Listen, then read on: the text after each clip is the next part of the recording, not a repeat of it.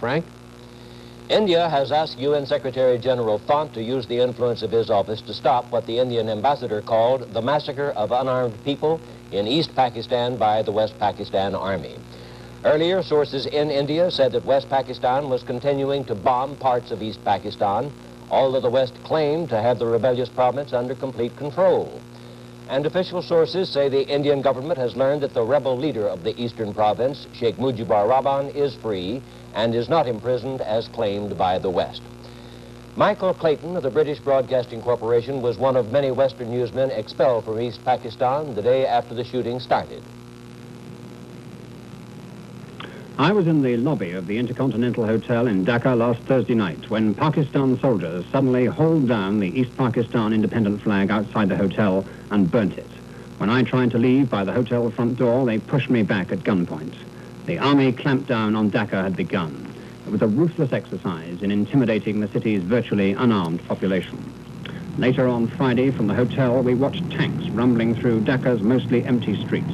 Occasionally, a few warning shots were fired to keep people indoors. There'd been very little resistance by East Pakistan independence volunteers. An ordeal by fire was the next phase in the army's plan to quell Dhaka's resistance to the central government. Huge fires were started, including the students' hostel and some of the most crowded housing areas. Wrecked cars marked the spot where, during the night, I'd seen troops demand surrender from local people. Then they fired into the alley and burnt down a pro-independence newspaper office.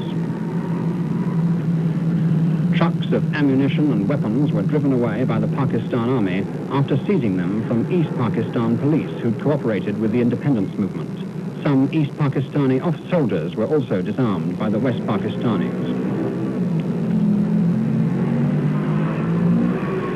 The army broadcast curfew warnings and wrenched down independence flags from Dhaka's shops and houses.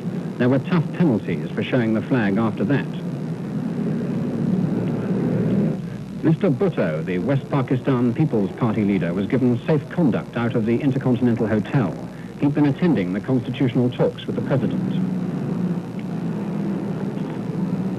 The troops warned us they'd fire at cameramen, and this film was shot by a French team from the hotel windows. It's the only film to escape the rigorous searching by the military authority when we were expelled. The president's ambition, he says, is still to transfer power from his army to the people. But that goal seemed remote as the army ruthlessly established its control and inevitably bred still more resentment among the Pakistani community. Even when the curfew was lifted, the troops were to prevent gatherings of more than 5 people for the next 3 days at least. They clearly relished their role as the masters of East Pakistan.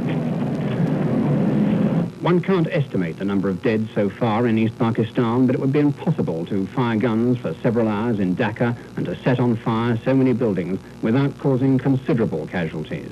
It's a desperately overcrowded community of people mainly living in shanty houses.